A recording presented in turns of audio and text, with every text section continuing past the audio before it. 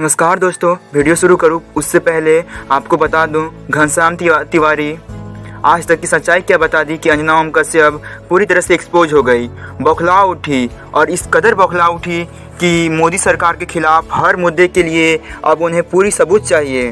हाँ, आप बिल्कुल सही सुना, पूरी सबूत चाहिए उनको। दिन रात सरकार के गुणगान गाने वाली मीडिया को सच्चाई सुनना तो पसंद है ही नहीं, उसके बाद तो घनश्याम तिवारी को बार बार टारगेट करने लगी और बोलने का मौका भी कम दिया जाने लगा। दोस्तों, आप जानते हैं कि पिछले 2 महीनों से जब से अतीक की बात आई है तब से हिंदू मुस्लिम को लगातार बांटने का काम ये मीडिया कर रही है और अगर ऐसे ही करती रही तो 2024 का लोकसभा चुनाव बीजेपी के लिए जितना आसान हो जाएगा और ईवीएम तो साथ में ही रहता ही है। क्या बनाया था ये आरोप लगता है आपने उसको सत्ता की वो ताकत दी जिसके दम पर वो खुलकर अपना साम्राज्य चला। यूपी। नमस्कार अंजना जी, आपको, दर्शकों को और को पैनलिस्ट को। देखिए, जब सत्ता के दम पर आप अपराधियों की ताकत क्या होती है। 100 से 500 सिटिंग भारतीय जनता पार्टी के विधायक और सांसद हैं, सिटिंग, जिनके ऊपर आपराधिक मुकदमे, ये उनका अपना एफिडेविट कहता है, जिसमें साध्वी प्रज्ञा जी भी हैं। सत्ता की ताकत क्या होती है कि सुप्रीम कोर्ट कहता है आज बिल्किस बानो है, कल आप और मुझमें से कोई भी हो सकता है, रिहाई की फाइल जब गुजरात सरकार नहीं देती है। सत्ता की ताकत क्या होती है कि भारतीय जनता पार्टी का विधायक कहता है, अभी 2 दिन पहले, मैं ये सब आज तक की खबरें हैं जो मैं आपके सामने पढ़ रहा हूँ, अतीक अशरफ को ऊपर पहुंचा दिया योगी सरकार। सत्ता की ताकत क्या होती है कि देवरिया माफिया डॉन, उत्तर प्रदेश का सबसे बड़ा mafia don, Bharatiya Janata party का विधायक कह रहा है मुझे 51 लाख रुपए चंदा देता है, लोग ताली बजाते हैं। सत्ता की ताकत क्या होती है कि हम अखबार में देखते हैं कि गुजरात में बाबू बजरंगी, मुझे लगता है भारतीय जनता पार्टी का नया मैस्कॉट है बाबू बजरंगी, जिसने ये आज तक में लिखा था कि दरिंदगी की दास्तान ये है कि उसने एक गर्भवती महिला का पेट चीरकर अजन्मे बच्चे को मसल दिया और उसने कहा मुझे महाराणा प्रताप जैसी भावना की आ रही है। और ये उसके साथ जो खड़ी है माया कुदनानी की गवाही कोर्ट में कौन देता है? अमित शाह, देश के गृह मंत्री। तो सत्ता की ताकत ये होती है। लेकिन सवाल ये है कि आसमानी फैसला, जो इनके वित्त मंत्री कहते हैं, इनके सबसे सीनियर विधायक हैं, इस सरकार को आसमानी फैसला क्यों लेना पड़ा? ये सरकार ने इसलिए आसमानी फैसला लिया क्योंकि इसके वर्तमान नेता, जम्मू कश्मीर के तत्कालीन गवर्नर, उन्होंने कहा कि प्रधानमंत्री, ये भी आज तक नहीं लिखा, कि सत्यपाल मलिक ने कहा कि प्रधानमंत्री जी की सरकार से सीआरपीएफ जहाज मांगता रहे। इसके बजाय विपक्ष बार बार अडानी पर जांच की मांग कर रही है, लेकिन एक बार भी उस पर डिबेट नहीं हो रहा है क्योंकि मोदी जी उनका खास दोस्त हैं और गोल्ड मेडल जीतने वाली पहलवान साक्षी मलिक, विनेश फोगाट जैसे कई बड़ी खिलाड़ी जंतर मंतर पर इंसाफ की लड़ाई लड़ रही है, लेकिन उन पर कभी डिबेट नहीं हो रहा है, उनकी खबरें कम चलाई जा रही हैं। ब्रिजभूषण सिंह पर एफआईआर तक नहीं हो रहा है। ये सारा मोदी के आवाज़ से 1 किलोमीटर दूर हो रहा है, पर मोदी सरकार इस पर पूरी तरह से चुप्पी साधी हुई है, कोई एक्शन नहीं ले रहा है और गोदी मीडिया भी इस पर डिबेट और कुछ खबरें बहुत कम ही दिखाई दे रही है और नहीं की मात्रा में ही कर रही है। अब तो महंगाई, बेरोजगारी पर बात ही नहीं करती मीडिया, और करती भी है तो फ़ायदा गिनवाती है महंगाई और बेरोजगारी की, और स्टूडेंट को बोलती है कि इनके अंदर टैलेंट ही नहीं है जिसके कारण ये कोई एग्ज़ाम नहीं ले पा रहे हैं, जबकि स्थिति ऐसा है कि एग्ज़ाम की वैकेंसी ही बहुत कम आती है और ना की मात्रा में ही आती है और एक एग्ज़ाम की पूरी प्रक्रिया होने में 4 से 5 साल से भी अधिक लग जाते हैं।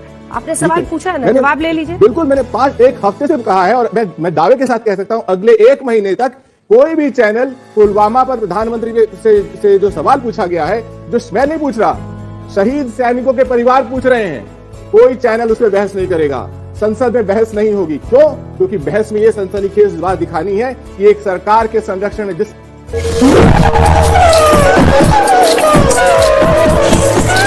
की ताकत, तो आप ये कह रहे हैं कि आप गुंडों की पार्टी है, क्या कह रहे हैं आप? उनको संतों की पार्टी बता रहे हैं, क्यों बता रहे हैं? मैं इसलिए बता रहा हूं, संतों की पार्टी कैसे? आपके सवाल का जवाब मिल गया। मुझे लगता है कि मैं 1 हफ्ते से सवाल का जवाब दे रहा हूं कि आपके मंच पर अब तक पुलवामा पर बहस नहीं हुई क्योंकि सरकार चाहती है बहस ना हो। आपने सवाल पूछा है ना, जवाब ले लीजिए। बिल्कुल, मैंने 1 हफ्ते से कहा है और मैं दावे के साथ कह सकता हूं अगले 1 महीने तक कोई भी चैनल पुलवामा पर प्रधानमंत्री से जो सवाल पूछा गया है, जो मैं नहीं पूछ रहा, शहीद सैनिकों के परिवार पूछ रहे हैं, यही सत्ता की ताकत है। घनश्याम जी, क्या तथ्य है आपके पास जिससे आप ये साबित कर सकें जो सत्यपाल मलिक ने आरोप लगाए हैं वो सही है? सत्यपाल मलिक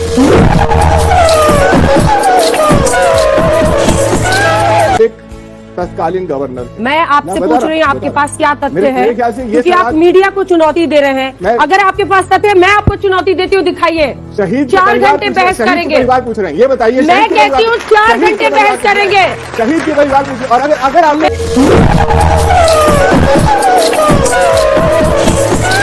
मैं कहती हूँ 4 घंटे बहस करेंगे। आप सबूत दिखाइए। मीडिया में हिम्मत अरे है आप तो अपनी पुलवामा पे हिम्मत की बहस बात करें। कीजिए ना, अगर मैं आपसे मीडिया में पूछ रही हूँ। हिम्मत है, अब चीखना अगर बंद मीडिया में कीजिए। हिम्मत है तो पुलवामा आपको पे मैंने बहस पूरा करें। बोलने दीजिए। इस तरीके से इधर उधर घुमाए नहीं। अगर इधर उधर मत देखिए, मुझसे नजर मिलाइए। मिस्टर घनश्याम तिवारी, ध्यान से सुनिएगा मेरी बात।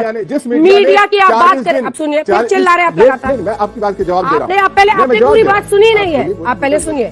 सत्यपाल मलिक ने अगर आरोप लगाए हैं, वो इंटरव्यू आप सुनिए पूरी बात। मगर नहीं आरोप लगाए हैं। प्रॉब्लम क्या है आप? अगर मगर नहीं सुनने की ताकत रखेंगे। हाँ तो सुनिए, किसी को उन्होंने इंटरव्यू दिया, उन्होंने इंटरव्यू चलाया। आप चाहते हैं कि हम लोग उनके पीछे भाग भाग के और वही हिस्सा दिखाएं जो आप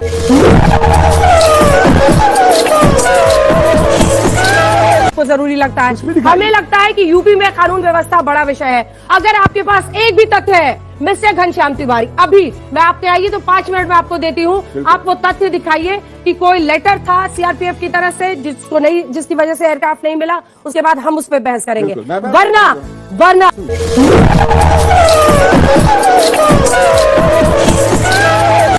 ये इंटरव्यू पढ़ेंगे। आज तक की वेबसाइट पे ये खबर है, आप सब लोग देख सकते हैं। पुलवामा अटैक, सत्यपाल मलिक के दावों पर घमासान। सत्यपाल मलिक जम्मू कश्मीर के केंद्र शासित मुझे पता था प्रदेश बनने से पहले यहाँ के आखिरी क्योंकि आपको जवाब नहीं देना है। ठीक है,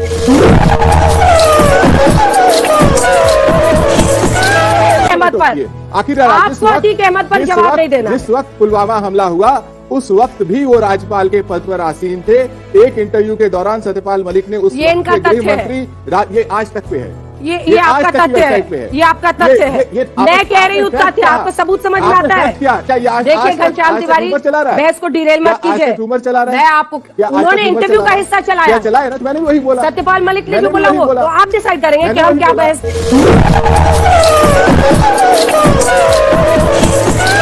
करें नहीं करें। अब चुप हो जाइए मिस्टर आजाद। अगला सवाल आपसे, जितने आरोप वो लगा रहे हैं, कि आपको लगता है उसमें दम है? देखिए, मैं बड़ी खुशी है कि आप विषय पे वापस आ रहे हैं। 2 बिंदुओं पे अपने युवा साथियों का ध्यान आकर्षित करना चाहता हूं। देखिए, पुलिस रिमांड और पुलिस की हिफाजत में ये 2 अलग अलग चीजें हैं। जब हम पुलिस रिमांड की बात करते हैं तो पुलिस रिमांड कोर्ट से लिया जाता है और वो जो अक्यूज्ड व्यक्ति है उससे वो क्वेश्चनिंग की जाती है, उस समय उसको कहा जाता है पुलिस रिमांड। पुलिस की हिफाजत में तो बहुत सारे लोगों की हत्या हुई है, लेकिन ये हत्या बिल्कुल अलग है। दूसरी बात क्या है कि इसमें पूर्ण रूप से प्रयागराज पुलिस का फेलियर है, उनकी गलती है कि उन्होंने व्यावसायिक रूप से जो सुरक्षा करनी चाहिए थी वो सुरक्षा नहीं की। इसमें कोई कम्प्लिसिटी की बात नहीं कर रहा हूं, मैं एक व्यावसायिक रूप से, व्यावसायिक दृष्टिकोण से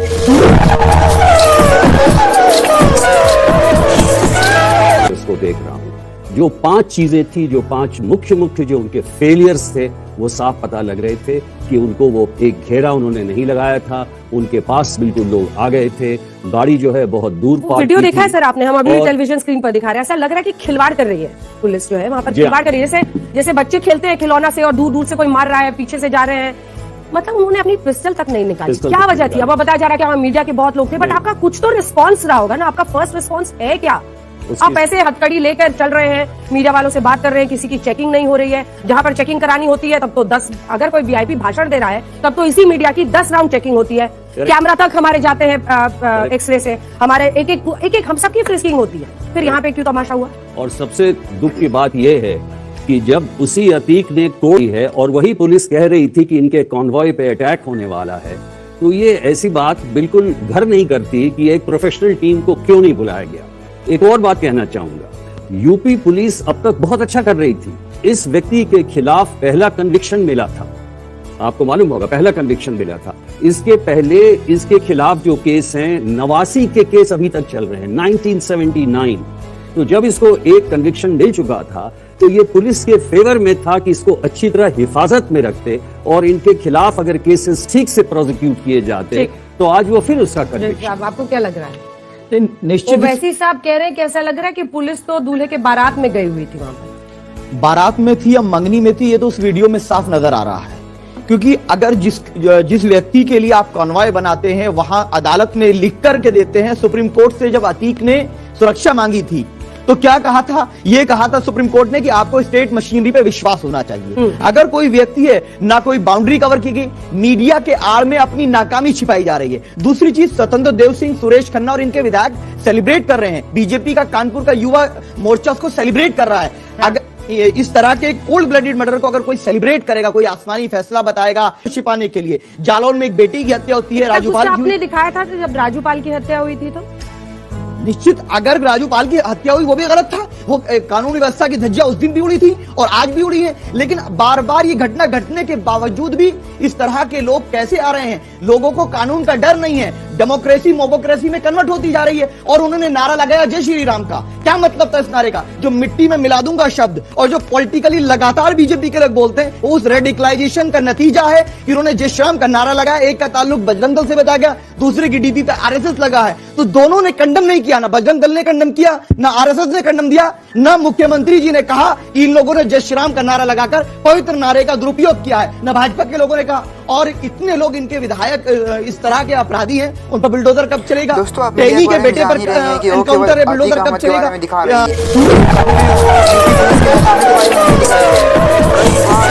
उन्होंने ऐसा चताया था आतिक अहमद और असफ अहमद ने कि उनकी जान को खतरा है। कई उनके ऑफिसर, बड़े ऑफिसर बोल रहे हैं कि बहुत जल्द तुम लोग को मार दिए जाओगे, इनकाउंटर में मार दिए जाओगे। इसके होने के बावजूद भी उनसे कितना खुलासा होता, कितनी जानकारी इकट्ठा होता, इसके बावजूद भी सरकार उन्हें खुलेआम मार दी जाती है। यूपी सरकार, योगी सरकार का कहना है कि मिट्टी में मिला दिए जाओगे। अगर ये सारा मिला नहीं होता, डायरेक्ट मारना ही होता, तो कानून किस लिए है? उनकी प्रक्रिया क्यों नहीं चला? इस पर काफ़ी सवाल उठते हैं। और बात रही बुलडोजर चलने की, तो वो तो केवल बीजेपी के अलावा जितनी पार्टियां हैं उनके यहाँ चलती है। बीजेपी के कोई एक नेता के बारे में बताइए जिसके यहाँ बुलडोजर चला है और चलेगा ऐसा फ्यूचर में? अगर पूरा गलती होने के बावजूद भी कभी नहीं। दोस्तों, आगे आपकी क्या राय है हमें कमेंट बॉक्स में ज़रूर बताएं। अगर नए हैं चैनल को सब्सक्राइब कर लें। धन्यवाद।